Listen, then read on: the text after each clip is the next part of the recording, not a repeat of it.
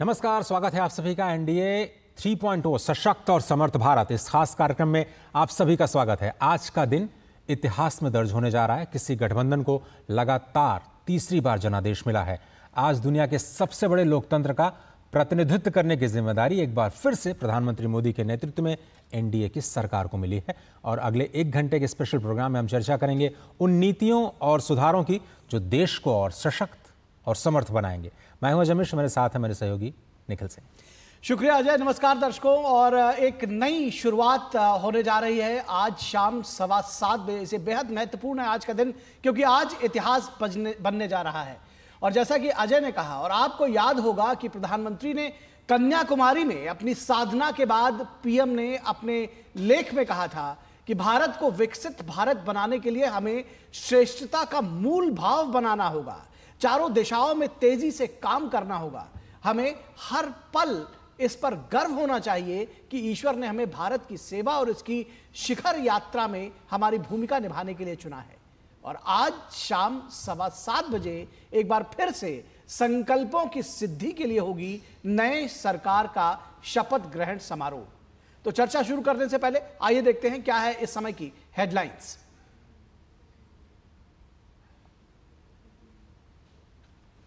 प्रधानमंत्री आवास पर मंत्रिमंडल में शामिल संभावित चेहरों के साथ हुई बैठक, तय हुआ एनडीए 3.0 का स्वरूप। मोदी 3.0 की कैबिनेट में बीजेपी के दिग्गज पुराने चेहरों के साथ घटक दलों के नए चेहरों को भी मिल सकती है जगह।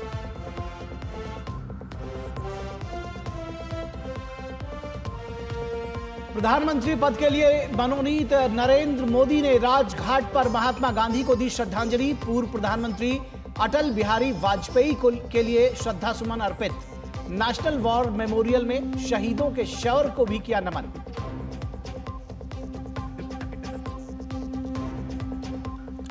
राष्ट्रपति भवन में आज शाम 7:15 बजे नई सरकार लेगी शपथ।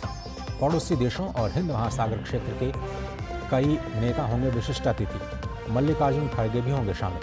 राष्ट्रपति भवन में मेहमानों के लिए आज रात डिनर का आयोजन।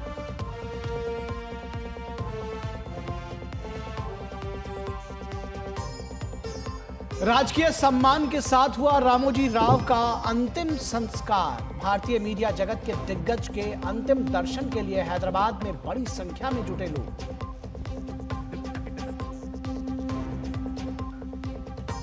और T20 वर्ल्ड कप में आज चरम पर होगा रोमांच। हाई वोल्टेज मुकाबले में भारत पाकिस्तान की होगी भिड़ंत।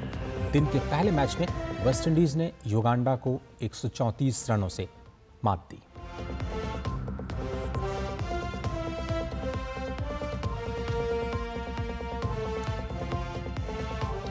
तो सबसे पहले बात करते हैं नरेंद्र मोदी आज शाम को लगातार तीसरी बार देश के पीएम पद के तौर पर शपथ लेंगे। और इस समारोह से पहले नए मंत्रिमंडल के लिए नाम तय होगा। जो नाम तय होना दरअसल शुरू हो गए हैं और भाजपा के कुछ पुराने नाम कैबिनेट में शामिल होंगे। इसके साथ ही एनडीए के घटक दलों से नए चेहरे भी होंगे और ये बेहद महत्वपूर्ण होगा देखना कि इस मंत्रिमंडल में कौन कौन शामिल होता है। प्रधानमंत्री आवास पर विशेष बैठक हुई। चाय पर चर्चा माना जा रहा है, जिसमें एनडीए के जो घटक दल हैं उनके नेता शामिल हुए और सभी संभावित चेहरे शामिल हुए जिनको मंत्रिमंडल में जगह मिल सकती है। मोदी 3.0 की कैबिनेट में बीजेपी के दिग्गज पुराने चेहरों के साथ घटक दलों के नए चेहरों को भी जगह मिलेगी। आपको बता दें कि आज शाम 7:15 बजे शपथ ग्रहण का समारोह होना है, जिसकी सारी तैयारियां राष्ट्रपति भवन में पूरी कर ली गई हैं। तो निश्चित तौर पर एक सबसे बड़ी जो जहन में बात आ रही है और शायद सभी लोगों के मन में हो आ जाए कि आखिर कौन कौन बनेगा मंत्री और कौन कौन से पद किसको मिलेगा, क्या पोर्टफोलियो होगा। बिल्कुल सही बात है। यही सबसे बड़ा सवाल है आज की मंत्रिमंडल होगा कैसा, उसका स्वरूप कैसा होगा, कैसे समायोजित करेंगे जो गठबंधन के धर्म को कैसे निभाएंगे इस तीसरी सरकार में, और वो कौन सी नीतियां होंगी, उसकी दिशा क्या होंगी। ताज़ा अपडेट के लिए साथ चलते हैं हमारे संवाददाता इस वक्त शैलेंद्र मिश्र जो हैं इस वक्त लोक कल्याण मार्ग, जो कि प्रधानमंत्री का आवास है, और राजेश राज राजीव चौक पर हैं। दोनों ही जो हमारे वरिष्ठ संवाददाता हैं इस वक्त जुड़ चुके हैं। शैलेंद्र नमस्कार, आपको आवाज़ मिल रही है मेरी? जी अजय बताएं। तो सबसे पहला सवाल यही कि जब सभी लोग यही जानना चाहते हैं कि भाई स्वरूप कैसा होगा मंत्रिमंडल का, कौन कौन से चेहरे हैं, तो सबसे पहले यही बताएं कि आज चाय पर चर्चा में शामिल वो कौन से बड़े चेहरे रहे जिन पर सभी की निगाहें होंगी। ये देखिए, जो हमें बताया जा रहा है कि 40 से ज़्यादा लोग संभावित मंत्री आज इस चाय पर हुई चर्चा में शामिल हुए हैं और हम देख रहे हैं कि वो काफिला अब निकल रहा है।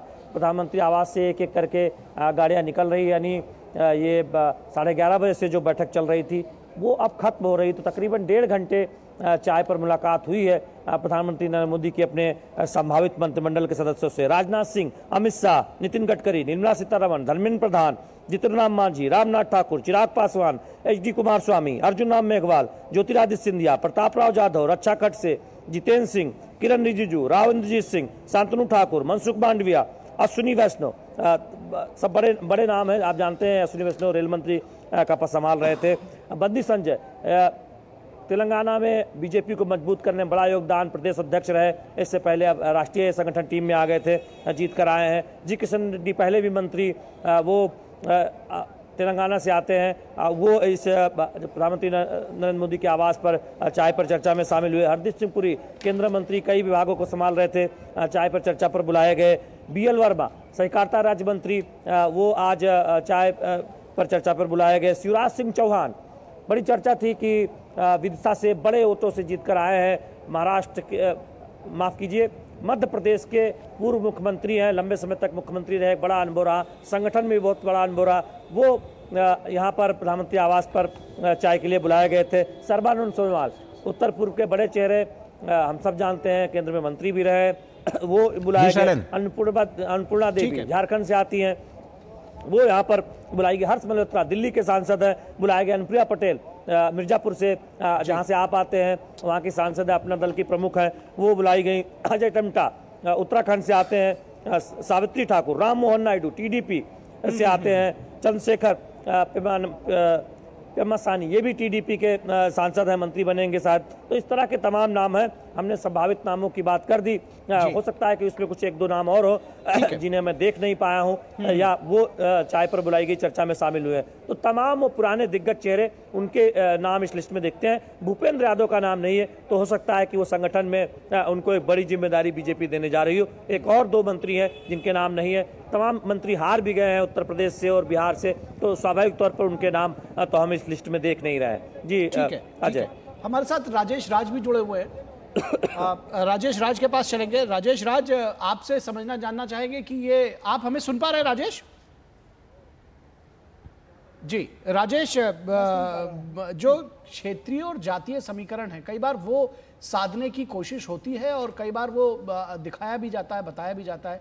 उसके साथ ही साथ लेकिन जो प्रधानमंत्री नरेंद्र मोदी का जो वर्किंग स्टाइल है, उसमें वो वर्कहॉलिक लोगों को, जो काम कर सके, जो परफॉर्म कर सके, ऐसे लोगों का भी चुनाव करते हैं। तो ये इस कसौटी पर किस तरह से खरा उतरने वाला है ये जो नया मंत्रिमंडल होगा?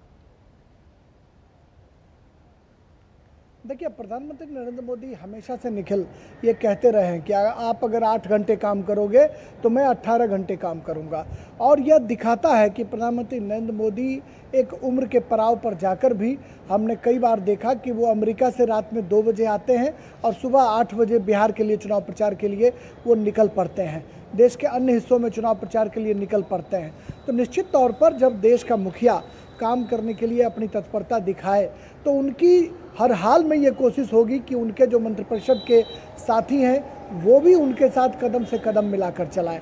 और कहीं ना कहीं भारत जो हिंदुस्तान जो है, हिंदुस्तान में जाति एक सच्चाई है और उसी के आधार पर टिकटों का वितरण, उसी के आधार पर प्रत्याशियों का चयन, उसी के आधार पर वोटिंग का पैटर्न रहा है। तो हर हाल में ये कोशिश है कि तमाम जो क्षेत्रीय दल हैं उनको संतुलित किया जाए, उन्हें प्रतिनिधित्व दिया जाए ताकि फेडरल स्ट्रक्चर भी मजबूत हो और तमाम राज्यों के जो सामाजिक समीकरण हैं उनका भी पूरा ख्याल रखने की कोशिश भारतीय जनता पार्टी कर रही है। और महिलाओं को चूँकि रिजर्वेशन दिया गया है, हर हाल में महिलाओं का प्रतिनिधित्व देने की भी कोशिश की जाएगी। चूँकि कई महिलाएं चुनाव हार गई हैं, कई बड़े मंत्री चुनाव हार गए हैं, ऐसे में बिहार और उत्तर प्रदेश जैसे बड़े राज्यों में एक सामाजिक समीकरण साधना, संतुलन बिठाना एक चुनौतीपूर्ण तो है। लेकिन मुझे लगता है कि उत्तर प्रदेश जैसे बड़े राज्यों में जहां 4-5 मंत्री चुनाव हार गए हैं, वहां पर नए चेहरों को एकोमोडेट करना, पुराने चेहरों को तरजीह देना और महिलाओं का साथ लेकर एक नई सफलता की इबारत लिखने की कोशिश प्रधानमंत्री नरेंद्र मोदी की हर हाल में होगी, क्योंकि यह जो तीसरा उनका जो कार्यकाल होगा वह निश्चित तौर पर मील का पत्थर होगा, क्योंकि तीसरे कार्यकाल में उन्होंने कहा है कि बड़े और कड़े फैसले जो हैं वो लिए जाएंगे। ये हमेशा वो कहते रहे हैं कि बड़े और कड़े फैसले मोदी सरकार लेती रही है, लेकिन तीसरे कार्यकाल का उन्होंने जिक्र किया है कि जिसमें हम कुछ ऐतिहासिक फैसले लेंगे। तो निश्चित तौर पर युवाओं को कास्ट, क्लास, क्रीड तमाम चीज़ों का ध्यान तो होगा, लेकिन क्वालिटी की प्रधानता हर हाल में होगी। अगर किसी जाति को प्राथमिकता देनी है तो उस जाति में यह जरूर देखा जाएगा कि उस जाति में क्वालिटी वाले सांसद कौन से हैं, कौन पढ़े लिखे डॉक्टर इंजीनियर हैं, उनको हम जगह दें। ठीक है, शैलेंद्र मिश्रा के पास वापस चलेंगे, उनके पास कुछ अपडेट्स है, कुछ अपडेट्स के साथ जुड़ रहे हैं शैलेंद्र मिश्रा जी। शैलेंद्र, क्या है ताज़ा जानकारी? जी देखिए जी, मैं कह रहा था कि जो एक तरह से देखें तस्वीरें हैं वो अब आ गई हैं प्रधानमंत्री आवास से, जब हम देख रहे हैं कि चाय पर बुलाए गए थे तमाम जो संभावित मंत्री हैं। बात हो रही थी महिलाओं की, जो मंत्रिमंडल में महिला मंत्री बनने वाली हैं, शोभा करंदले, ये उनका एक प्रमुख नाम है, वो मंत्री बनाई जा सकती है। इसके साथ ही साथ कुछ अन्य नाम भी है। निर्मला सीतारमण हम जानते हैं कि वित्त मंत्री के तौर पर वो काम करती रही हैं, वो भी इन तस्वीरों में दिखाई दे रही हैं। इस तरह से तमाम प्रमुख चेहरे हैं। अगर आप अनुमति दे तो मैं उन चेहरों में लल्लन सिंह को देख रहा हूँ, जेडीयू के प्रमुख रह चुके हैं, जेडीयू के महत्वपूर्ण नेता हैं, लोकसभा चुनाव जीते हैं, वो इन तस्वीरों में दिखाई दे रहे हैं। एचडी कुमारस्वामी, एनडीए के प्रमुख जो जेडीएस है, जेडीएस के मुखिया हैं, वो तस्वीरों में दिखाई दे रहे हैं। हरदीप सिंह पुरी दिखाई दे रहे हैं, शिवराज सिंह चौहान दिखाई दे रहे हैं, जयंत चौधरी, पंकज चौधरी, इसके साथ ही साथ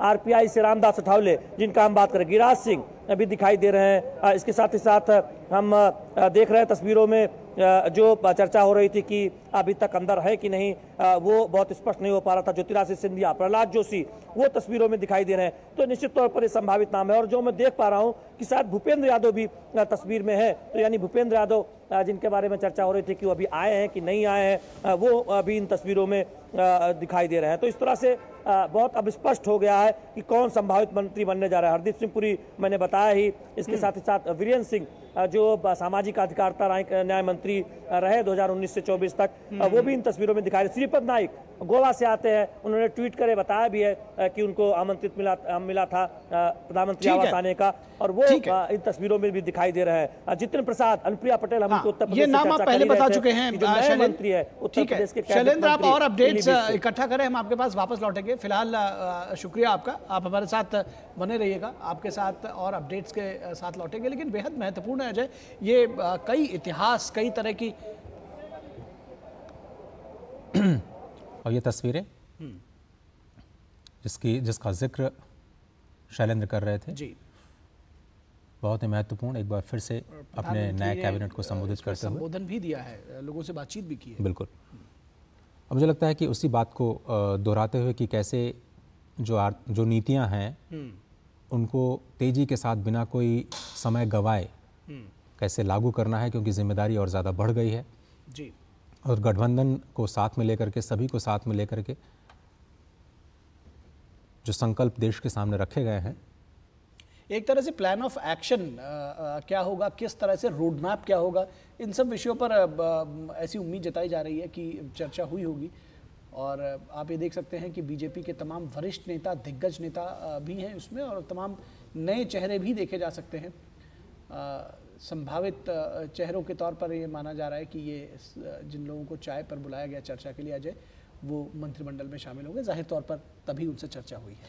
और प्रधानमंत्री जिस निरंतरता की बात करते आए हैं और मंत्रिमंडल जिसका एक रिफ्लेक्शन होता है, स्पष्ट तौर पर जो पुराने दिग्गज मंत्रिमंडल में चेहरे थे उनको भी जगह मिलेगी, और जो बड़े वोटों से जीत करके आए हैं, जिनको जनमत मिला है, मिसाल के तौर पर जिक्र कर रहे थे पूर्व मुख्यमंत्री मध्य प्रदेश शिवराज सिंह चौहान साहब का, 8 लाख से ज़्यादा वोट से जीते हैं, ज़रूर तौर पर बड़ी जिम्मेदारी उनको दी जा सकती है। मनोहर लाल खट्टर भी जीते हैं। तो जो राज्यों का अनुभव लेकर के केंद्र में आए हैं, जैसे खुद प्रधानमंत्री मोदी राज्य का अनुभव लेकर के आए हैं, और उसी पर हमारा जो विशेष पैकेज है, रिपोर्ट है, वो आगे हम आपको दिखाने जा रहे हैं कि नरेंद्र मोदी 10 साल तक प्रधानमंत्री रहने के बाद आज लगातार तीसरी बार प्रधानमंत्री पद की शपथ लेंगे और 13 साल तक वो गुजरात के मुख्यमंत्री भी रहे और 23 साल तक राज्य और केंद्र में सत्ता संभालने के बाद उन्होंने जो नया रिकॉर्ड बनाया, आज फिर से वो इतिहास का हिस्सा बनने जा रहे हैं और तीसरी बार किसी गठबंधन को एक बार फिर से सत्ता पर काबिज होने का जो जनादेश दिया है, उसकी एक तस्वीर आपको शपथ ग्रहण समारोह में दिखाई दी। जो हम चर्चा कर रहे थे कि जिनको राज्य में अनुभव है, मिसाल के तौर पर मनोहर लाल खट्टर साहब और शिवराज सिंह चौहान, उनको भी इस नए मंत्रिमंडल में जगह मिलेगी। तो आपको ये दिखाते हैं विशेष रिपोर्ट, उसके बाद हम अपने विशेष चर्चा पर इतिहास कैसे वापस रचा लौटेंगे। जाएगा ये हमारी इस विशेष रिपोर्ट के जरिए देख सकते हैं फिलहाल। लेकिन ये जरूर है कि किस तरह से ये जो मन में लोगों की जिज्ञासा है अजय, कि ये जो 2 कार्यकाल रहा है, तीसरा किस तरह से डिफरेंट होगा। तो जैसे अभी राजेश राज जैसा कि कह रहे थे कि नए संकल्पों की सिद्धियां और वो सारी बातें तो थी, लेकिन इसमें कुछ बड़े और कड़े फैसले भी हो सकते हैं। देखिए, स्पष्ट तौर पर जो प्रधानमंत्री ने जो कहा है कि बाद में जो संकल्प हैं हमारे, उनकी सिद्धि के लिए हमें तुरंत जुटना होगा और तेजी से काम करना होगा। तो ये जो गति है वो शायद रुकने वाली नहीं है। तो आइए देख लेते हैं किस तरह से इतिहास बनने जा रहा है और किस तरह से प्रधानमंत्री नरेंद्र मोदी लगातार तीसरी बार प्रधानमंत्री बनकर एक नया इतिहास रचने जा रहे हैं। प्रधानमंत्री नरेंद्र मोदी के नेतृत्व में राष्ट्रीय जनतांत्रिक गठबंधन की सरकार तीसरी बार सत्ता में पहुंच चुकी है। नरेंद्र मोदी तीसरी बार देश के प्रधानमंत्री के रूप में शपथ ले रहे हैं। अपनी इस ऐतिहासिक जीत के साथ ही नरेंद्र मोदी निर्वाचित सरकार के मुखिया के तौर पर सबसे ज्यादा शासन करने वाले नेता बन चुके हैं। गुरुवार तक नरेंद्र मोदी चुनी हुई सरकार के मुखिया के तौर पर 8,279 दिन काम कर चुके हैं, यानी एक सरकार के प्रमुख के रूप में उन्होंने 8,000 दिनों से ज्यादा शासन किया है। इसमें केंद्र सरकार के साथ साथ उनके गुजरात के मुख्यमंत्री पद पर बने रहने के दिन भी शामिल हैं। नरेंद्र मोदी 2001 से लेकर 2014 तक लगातार गुजरात के मुख्यमंत्री रहे, जबकि मई 2014 से अब तक वह देश के प्रधानमंत्री के पद पर हैं। इस तरह नरेंद्र मोदी कुल 23 साल तक राज्य और केंद्र में सत्ता के मुखिया के पद पर रह चुके हैं। सत्ता के मुखिया पद पर सबसे ज्यादा समय तक रहने वाले दूसरे नेता देश के पहले प्रधानमंत्री जवाहरलाल नेहरू थे। हालांकि वे किसी राज्य के मुख्यमंत्री नहीं रहे, बल्कि देश के पहले पीएम बने। उन्होंने कुल 6,130 दिनों तक केंद्र की सत्ता संभाली। देश की आजादी के बाद उन्हें प्रधानमंत्री बनाया गया। नेहरू 1947 से 1964 तक लगातार भारत के प्रधानमंत्री रहे। उन्होंने 16 साल 286 दिनों तक सत्ता संभाली थी। प्रधानमंत्री नरेंद्र मोदी का ये जो तीसरा कार्यकाल शुरू हो रहा है, वह 2014 और 2019 से भी बड़ी जीत है।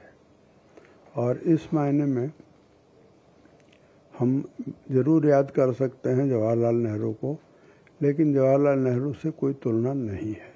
तुलना इसलिए नहीं है क्योंकि वो स्वाभाविक रूप से एक स्वतंत्रता संग्राम का जो मंच था कांग्रेस, उसके नेता थे, जबकि प्रधानमंत्री नरेंद्र मोदी साधारण जन से निकले हुए नेता हैं और जिनको जनता का विश्वास प्राप्त है। नरेंद्र मोदी के तीसरी बार प्रधानमंत्री पद की शपथ लेते ही वाराणसी संसदीय सीट के इतिहास में नया पन्ना जुड़ेगा। इसी के साथ वाराणसी यूपी की ऐसी दूसरी सीट होगी जहां से लगातार तीसरी बार चुने जाने वाले सांसद प्रधानमंत्री बनेंगे। इससे पहले यह रिकॉर्ड प्रयागराज की फूलपुर सीट और देश के पहले प्रधानमंत्री पंडित जवाहरलाल नेहरू के नाम रहा। लखनऊ और रायबरेली सीट भी प्रधानमंत्री पद को लेकर खास रही है। लखनऊ सीट से चुनाव जीतने वाले अटल बिहारी वाजपेयी लगातार 3 बार प्रधानमंत्री नहीं बन सके, तो पूर्व प्रधानमंत्री इंदिरा गांधी रायबरेली सीट से लगातार 3 बार चुनाव नहीं जीत सकी थीं। यही नहीं, पीएम मोदी की तीसरी बार जीत इस मायने में भी खास है कि वो भारत के एकमात्र ऐसे नेता हैं जिन्होंने लगातार 3 चुनाव जीते हैं और प्रत्येक चुनाव में अपना वोट शेयर बरकरार रखा है। भारत में अब तक सिर्फ जवाहरलाल नेहरू ही लगातार 3 चुनाव जीत पाए हैं। नेहरू के बाद ऐसा करने वाले पीएम मोदी दूसरे नेता हैं।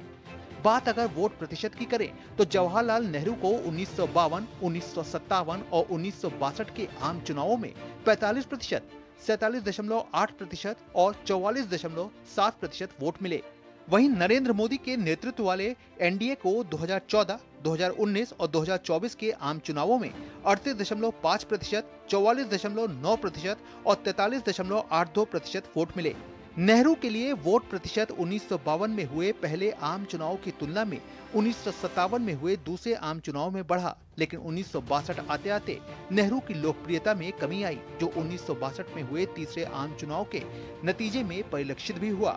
तीसरे आम चुनाव में नेहरू का वोट प्रतिशत 1952 से भी नीचे चला गया। जीती गई सीटों में भी कहानी दोहराई गई। इस मायने में पीएम मोदी की जीत इसलिए भी महत्वपूर्ण है कि प्रधानमंत्री मोदी भारत के एकमात्र ऐसे नेता हैं जिन्होंने लगातार 3 चुनाव जीते हैं और प्रत्येक चुनाव में अपना वोट शेयर भी बरकरार रखा है। पहले प्रधानमंत्री पंडित जवाहरलाल नेहरू बहुत ही लोकप्रिय थे, क्योंकि हमको स्वतंत्रता मिली थी इतने 100 वर्षों के बाद। दूसरा सबसे बड़ा कारण यह है कि देश में इस प्रकार का प्रबल विपक्ष नहीं था। आप परिवेश को देखें, इतनी मीडिया नहीं थी, इतनी जानकारी नहीं थी, लोगों तक पहुंचती थी।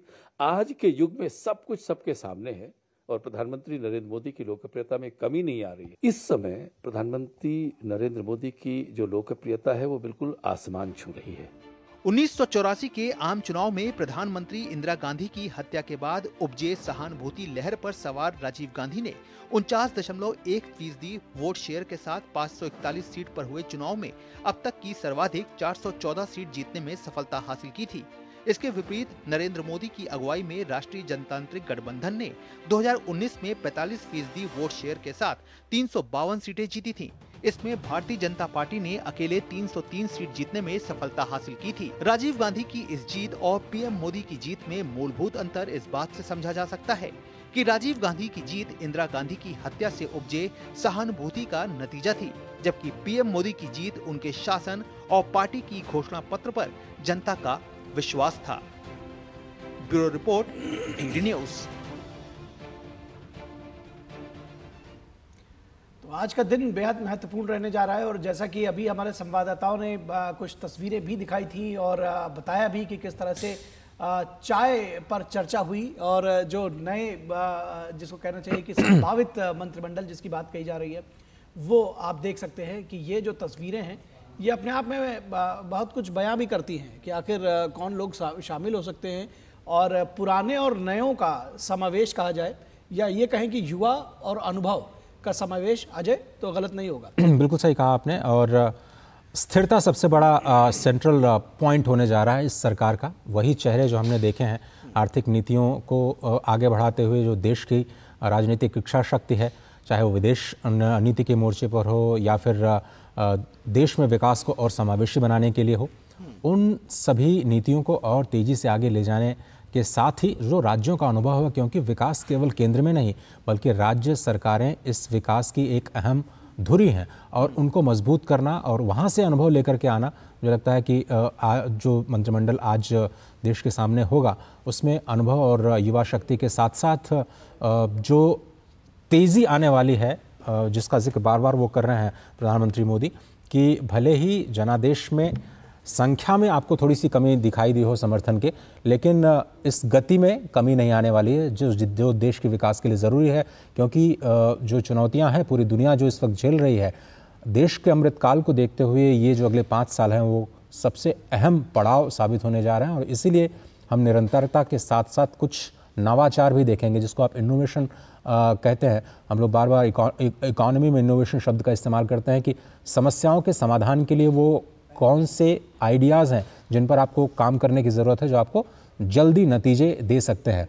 तो वो कौन से नवाचार होंगे नीतियों में, वो देखने वाली बात होगी। स्थिरता तो सरकार को मिल गई है, इतिहास तो ज़रूर आज बन गया है, लेकिन वैश्विक चुनौतियों के बीच एक बार फिर से भारत को कैसे अग्रणी देशों की पंक्ति में शामिल करना अपने नीतियों के जरिए, इसी मंत्रिमंडल का, इस नए गठबंधन के मंत्रिमंडल का सबसे बड़ा उद्देश्य होने जा रहा है। जी, जब कहते हैं कि कुछ बड़े और कड़े फैसले लिए जाएंगे, संकल्पों को सिद्धि तक पहुंचाना है, पंक्ति में खड़े आखिरी आदमी तक पहुंचना है, सुशासन की बात की, गुड गवर्नेंस की बात की प्रधानमंत्री ने इस बार, तो आपको लगता है कि जब हम, जैसे आपने आर्थिक जगत की बात की, तीसरी सबसे बड़ी इकॉनमी बनने की गारंटी भी प्रधानमंत्री ने दी है, किस तरह से इस राह पर आगे बढ़ेंगे, इसके लिए भी एक रोड मैप तैयार किया जा रहा होगा अजय?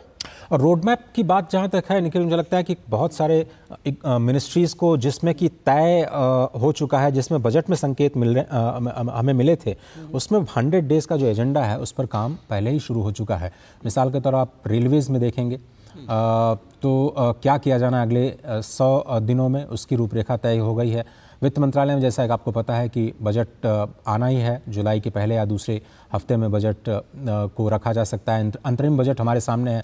अंतरिम बजट से अगर हम क्यों थोड़ा सा निकालें तो जो इंफ्रास्ट्रक्चर मिनिस्ट्रीज़ हैं उनको कैसे तेज़ी से काम आगे बढ़ाना है, उस पर 100 डेज़ का जो एजेंडा है वो तय किया जाना शायद शुरू हो चुका है।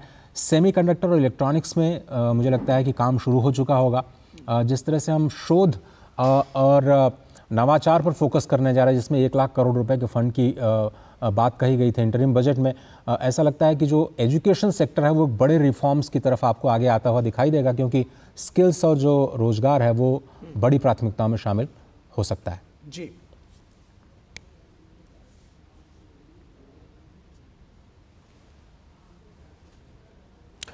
और हमारे साथ इस चर्चा में खास मेहमान जुड़ रहे हैं, उनसे आपका परिचय करा दें। प्रोफेसर अश्विनी महाजन जो कि इकोनॉमिक एनालिस्ट है, हमारे साथ जुड़ रहे हैं। साथ ही साथ शेखर अय्यर, सीनियर जर्नलिस्ट, और डॉक्टर अंशु जोशी, प्रोफेसर हैं school of international studies JNU में। आप तीनों मेहमानों का बहुत बहुत धन्यवाद। मुझे लगता है शेखर अय्यर साहब से शुरुआत करनी चाहिए। निखिल जी जी, निश्चित तौर पर शेखर अय्यर साहब, सबसे पहले इसी बात की बात जो कही जा रही है कि प्रधानमंत्री नरेंद्र मोदी ने भी कहा है कि ये जो तीसरा कार्यकाल होगा निश्चित तौर पर संकल्पों को सिद्धि तक तो पहुंचाएंगे ही। बहुत सारी मोदी जी ने गारंटी भी दे रखी है उसको सपनों को सच करने का, लेकिन कहा है कि तीसरा कार्यकाल कड़े और बड़े फैसलों के लिए होगा। किस तरह से देखते हैं इसको? बिल्कुल, इसमें कोई संदेह नहीं कि बड़े फैसले लेने के लिए प्रधानमंत्री वचनबद्ध है।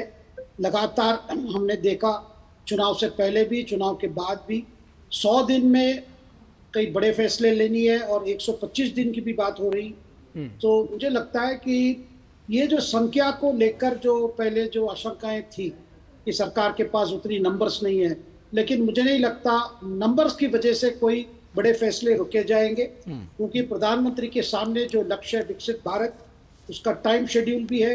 एक डेडलाइन के तौर पर तो प्राइम मिनिस्टर चाहते हैं कि कई चीज़ों पर काम तेजी से और गति से, मतलब प्राइम मिनिस्टर जो 3 बात हमेशा कहते हैं कि स्पीड, स्केल और स्किल, यानी ये 3 चीज़ों, गति भी होनी चाहिए उसमें, स्केल यानी जितना विस्तार हो सकता है, जो चीज़ें बदल सकते हैं विस्तार भी, वो भी, और साथ में इसमें स्किल की भी बात हो रही है, क्योंकि अभी ऐसा समय आ गया है, भारत ऐसे मोड़ पे खड़ा है जहाँ पे जो कहते हैं, जो अंग्रेजी में कहते हैं क्रॉस रोड्स, जो आगे अब निकलना है और एक रेजोल्यूशन से निकलना है।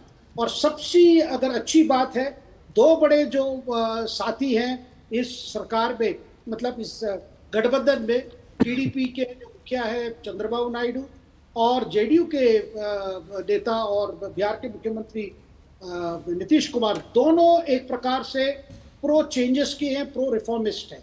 वो भी चेंजेस चाहते हैं, और मैं देख रहा हूँ कि जो चेंजेस की बात हो रही है, जो बदलाव की बात हो रही है, वो सामाजिक क्षेत्र में भी होगा और आर्थिक क्षेत्र में भी होगा। जी, आप कह रहे हैं सामाजिक और आर्थिक क्षेत्र में दोनों ही क्षेत्रों में बदलाव होगा। तो प्रोफेसर अश्विनी महाजन जी के पास मैं जाना चाहता हूं। सर, अगर हम आर्थिक सुधारों की बात करें तो शायद उनको जारी रखना इस वक्त की सबसे बड़ी ज़रूरत है, और वैश्विक चुनौतियां जिस तरह से हम देख रहे हैं, लेकिन भारत की अर्थव्यवस्था तो बिल्कुल मजबूत बुनियाद पर खड़ी है, और शायद इस क्षेत्र में नई सरकार को एक एज मिलने जा रहा है।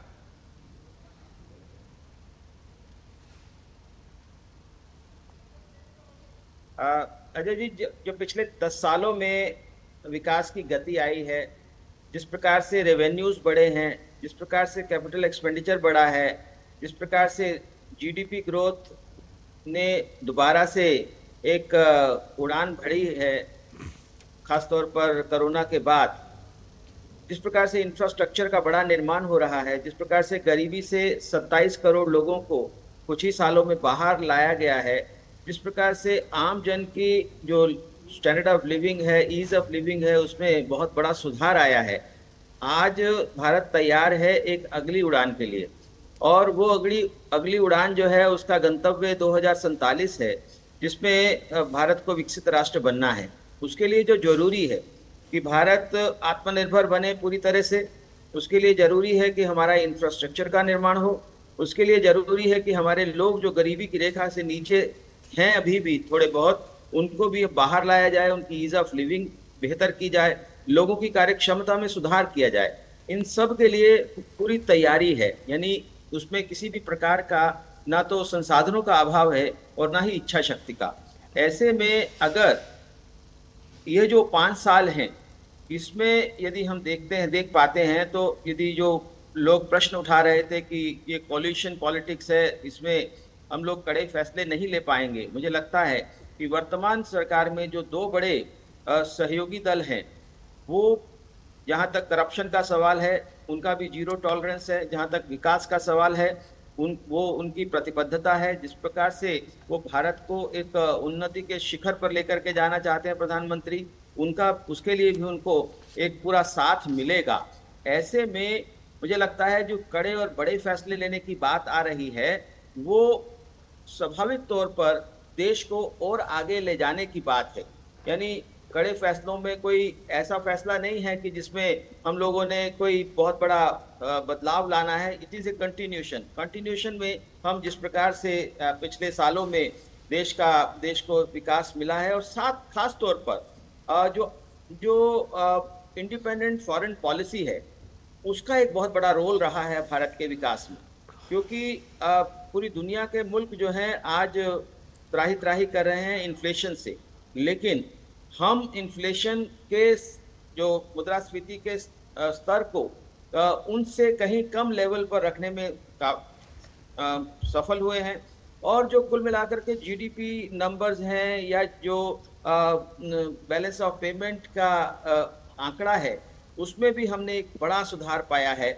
और जो जिस प्रकार से रेवेन्यूज बूम कर रहे हैं, आगे आने वाले समय में मुझे नहीं लगता है कि देश के विकास के रास्ते में कोई किसी भी प्रकार की रुकावट, चाहे संसाधनों की दृष्टि से हो या राजनीतिक दृष्टि से हो, नहीं आने वाली। जी निश्चित तौर पर। और यहाँ डॉक्टर अंशु जोशी को, प्रोफेसर अंशु जोशी को जोड़ेंगे। जब बात मोदी सरकार 1 और 2 की होती है और उनके विदेश नीति की जो सबसे ज़्यादा चर्चा होती है कि विदेशों में जिस तरह से भारतीयों का सम्मान, भारत का एक मान बढ़ा है, आपको लगता है कि जो मोदी 3.0 की जब चर्चा होती है, किस तरह से जो भारत की साख है और जो भारत का रुतबा है, आपको लग रहा है कि, और क्योंकि वैश्विक चुनौतियों के बीच में इसको मेंटेन करना, इसको और एक स्टेप फर्दर ले जाना, किस तरह से देख रही हैं आप? देखिए, हमने जो पिछले 2 कार्यकालों में भारत की विदेश नीति के जरिए भारत को विश्व बंधु, विश्व मित्र बनते हुए देखा। मोदी जी के नेतृत्व में हमने देखा कि किस तरह से तमाम वैश्विक चुनौतियों के बीच, चाहे हम कोविड से उपजी चुनौतियों की ओर देखें, चाहे हम फिर रशिया यूक्रेन युद्ध की ओर देखें, और अभी जो इजराइल हमास के बीच संघर्ष चल रहा है, हम उसकी प्रतिछाया में देखें, मोदी जी के नेतृत्व में न सिर्फ राष्ट्रीय स्तर पर बल्कि भारतीय विदेश नीति में एक बड़ा बदलाव हमने देखा, जिसमें सबके साथ की, सबके विकास की, सबके विश्वास की और सबके प्रयास की बात की गई। और जब हमने G20 की मेजबानी पिछले साल सितंबर में की, हम सभी साथ में पैनल पर थे, और तब हमने देखा कि किस तरह से इस G20 जैसे संगठन को भी मोदी जी ने लोकतांत्रिक किया। इसमें अफ्रीकन यूनियन को जोड़ा गया, इसमें जो विकासशील और अविकसित देश हैं उनको जोड़ने का काम मोदी जी ने किया। और वैश्विक स्तर पर हम देखते हैं कि भारत की जो विदेश नीति है वो पूरे विश्व को वसुधैव कुटुंबकम का संदेश देते हुए आगे बढ़ रही है। और मोदी जी के ये ऐतिहासिक तीसरे कार्यकाल में मुझे लगता है कि जो ये डायनामिक लेकिन लचीली विदेश नीति थी और ऑल अलाइंड विदेश नीति थी, हम नॉन अलाइंड से पिछले 10 वर्षों में ऑल अलाइंड विदेश नीति की ओर बढ़े, जिसमें हमने कहा कि जो भी देश प्रगति के लिए, वैश्विक उद्देश्यों को अपना कहीं ना कहीं योगदान देने के लिए आगे बढ़ते हैं, हम उन देशों के साथ खड़े हैं। तो हम एक तरफ रशिया के साथ भी बहुत अच्छे सहज संबंध बनाए रख पाए, और साथ ही साथ दूसरी ओर हमने अमेरिका के साथ एक नए संबंधों के युग का कहीं ना कहीं प्रारंभ किया। तो ये मुझे लगता है कि जब हम मोदी सरकार 3.0 की ओर देखते हैं, इस तीसरे कार्यकाल की ओर देखते हैं, तो एक रोड मैप तो पहले ही हमने बना लिया है, और अब उसी दिशा में आगे, चाहे वो स्ट्रेटेजिक क्षेत्र हो, चाहे आपसी सहयोग के माध्यम से आर्थिक विकास का क्षेत्र हो, चाहे हम सभी को साथ लेकर के और अंतरराष्ट्रीय उद्देश्यों की पूर्ति के क्षेत्र की ओर देखें तो भारतीय विदेश नीति ने पिछले 10 वर्षों में वैश्विक स्तर पर सफलता के नए परचम लहराए हैं और मुझे लगता है कि इस आगामी 5 वर्षों में हम इन सफलता के नए प्रतिमान गढ़ते हुए अपने प्रधानमंत्री को, अपने भारत की विदेश नीति को निश्चित तौर पर देख पाएंगे, मेरा विश्वास है। ठीक है, निश्चित तौर पर। और ये भी जानने की कोशिश करेंगे आपसे इस चर्चा में आगे आपसे कि आखिर किस राह पर हम लोग आगे बढ़ेंगे विदेश नीति का, जहाँ तक सवाल है। फिलहाल यहाँ रुकेंगे एक छोटे से ब्रेक के लिए। मेहमान हमारे साथ बने हुए हैं, दर्शकों आप भी हमारे साथ बने रहिए, कहीं मत जाइएगा, जल्द हाजिर होंगे। डॉक्टर ऑर्थो ऑयल के रेगुलर मसाज से जॉइंट हेल्थी रहते हैं और अगर प्रॉब्लम बहुत पुरानी है तो डॉक्टर ऑर्थो कैप्सूल्स साथ लेना ना भूलें। अब दर्द भी घुटने टेकेगा। फूल वाला, केटरिंग वाला, बैंड वाला, ये लो भाई। बैंड बजेगी पापा, अगर गड़बड़ हुई तो गए पैसे। अरे नहीं रे, बैंक संभाल लेगा। कैसे?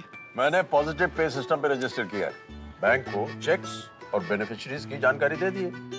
बैंक चेक करेगा, जांच करेगा, डिटेल्स मैच नहीं तो क्लियरेंस नहीं। अच्छा, लाइए मुझे दीजिए। फोटो वाला, लाइट वाला, मंडप वाला। आरबीआई कहता है जानकार बनिए, सतर्क रहिए। बिल्कुल सही कह रहे हैं। मैं कैप्टन होता ना, ओपन कराता। अब हर कोई ओपन करेगा तो मैच कौन क्लोज करेगा? तो भाई साहब अब कोई किसी की लाइफ में आग नहीं लगा पाएगा। समर कूल, जो हर दिल करे कबूल। Do you feel conscious while smiling? Say goodbye to your worries because an orthodontist can help you feel confident. Be it a child, a teenager, or even a working professional, braces and aligners can help you get that stunning smile. Consult your nearest orthodontist. To learn more, visit the Indian Orthodontic Society's website, bracesspecialists.com. बात जब पीढ़ियों के लिए बनने वाले घर की हो तो जिम्मेदारी बड़ी हो जाती है। गैलेंट समझता है ये जिम्मेदारी। अब डबल एम रिब्स के साथ गैलेंट एडवांस TMT रीबार, निर्माण का real hero. You know it's only a drill, and yet you train like it is the real thing. Because one day, at a second's notice, it will be. One day, you will come together as an invincible team, and every second you save will be a life saved. The Indian Air Force is looking for an exceptional team, a team that is truly a cut above. Join the Indian Air Force to be a cut above. देखो यार, जिंदगी का कोई भरोसा नहीं, पता नहीं कब फोटो पे हार चढ़ जाए और फैमिली का फ्यूचर, बच्चों की पढ़ाई खतरे में पड़ जाए। तो आज ही पॉलिसी बाजार से 1 करोड़ का टर्म लाइफ इंश्योरेंस कराओ, सिर्फ 525 रुपए महीने से शुरू। स्वागत है आप सभी का। आप देख रहे हैं हमारा खास कार्यक्रम NDA 3.0 सशक्त और समर्थ भारत। और जैसा कि आपको पता है कि आज शाम 7:15 के बाद, शपथ ग्रहण समारोह के बाद, देश को नया मंत्रिमंडल मिलेगा, नया कैबिनेट। प्रधानमंत्री जानते हैं आप सभी लोग कि प्रधानमंत्री मोदी के नेतृत्व में देश आगे बढ़ रहा है। और दूसरे विश्व युद्ध के बाद अगर हम बात करें तो प्रधानमंत्री नरेंद्र मोदी विश्व में एकमात्र ऐसे नेता हैं जो पिछले 2 कार्यकाल को पूरा करने के साथ साथ ही सतत वोट शेयर के साथ लगातार तीसरे कार्यकाल के लिए चुने गए। निश्चित तौर पर जी।